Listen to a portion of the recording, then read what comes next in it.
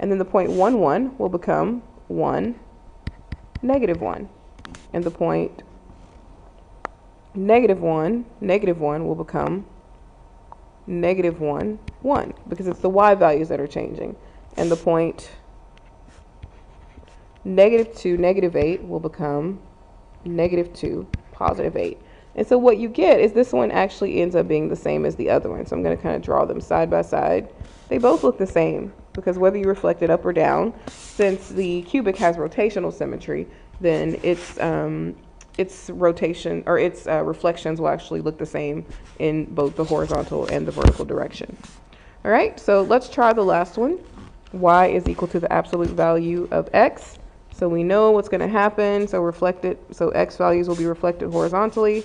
So I'm going to draw an arrow over here, just signifying that the same thing is going to happen because we're still talking about the x. So notice that the x is inside the absolute value symbol, which means that it's inside the bracket. So it's going to reflect over the reflect horizontally, over the y-axis. And so when that happens, these points will switch places, right? So we have the point 1, 1, and we have the point, we'll say 5, 5, right? Well, what's going to happen is this point is going to become negative 1, 1, right? But this one has a point that's already here. So that point will also trade places and become 1, 1.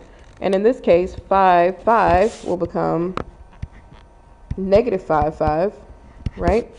But the point negative 5, 5 will actually become 5, 5. So they just switch places. So there will be no difference in the way that the function looks. It will still look the same.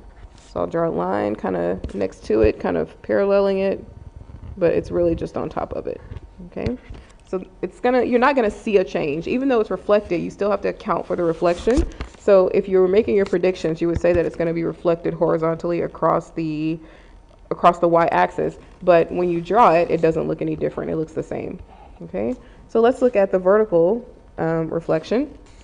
In this case, you have y is equal to negative 1 outside the absolute value symbol, so negative absolute value of x. So in this case, your y values will be affected. So 1, 1 will become 1, negative 1. So that one's going to come down, and I should be doing this one in green.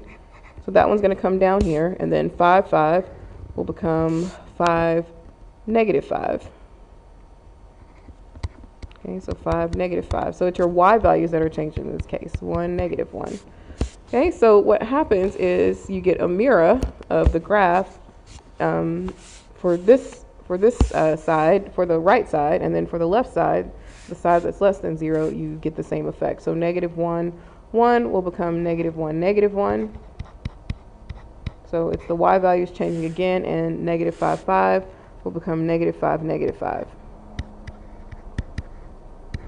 Okay, so what we get is a mirror of the absolute value function of the v-shaped curve.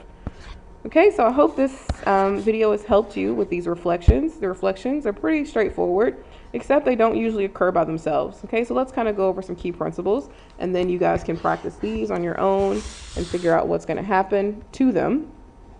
Okay, so what patterns do you notice in the graph of f of negative x? Well, you know that the x values or graph is reflected horizontally, and x values reflected over y-axis. Okay, and then this in the other case of the negative being outside the function, so negative f of x instead of f of negative x, you have negative f of x. In that case, the graph is reflected vertically.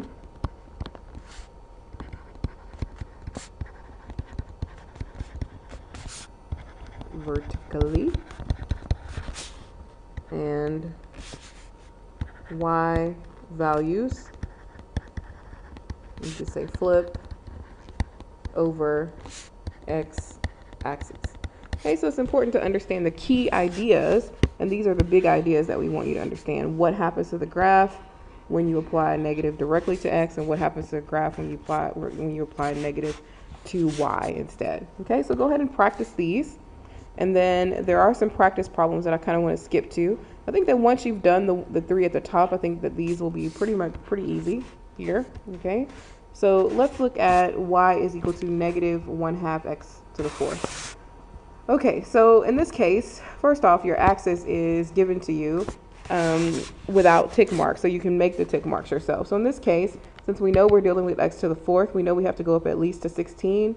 So I'm going to go in 4. So 4 and 8 and 12, 16 and 20. Okay, so in this case, I'm going to graph the parent function. So the parent function in this case will be 0, 0, and then 1 to the fourth would be 1 still.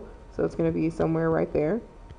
Right, and then negative 1 to the fourth will be the same, but 2 to the fourth is 16, and negative 2 to the fourth is 16, because it's an even function.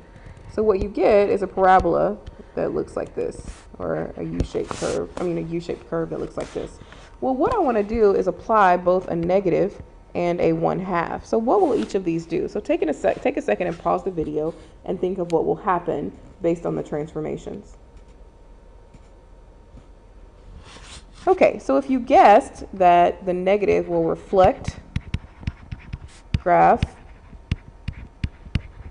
or y values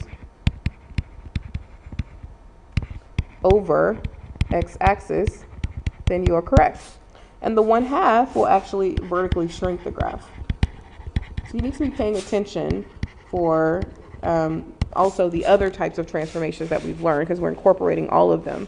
And so what will happen is the graph will vertically shrink by a factor of 1/2.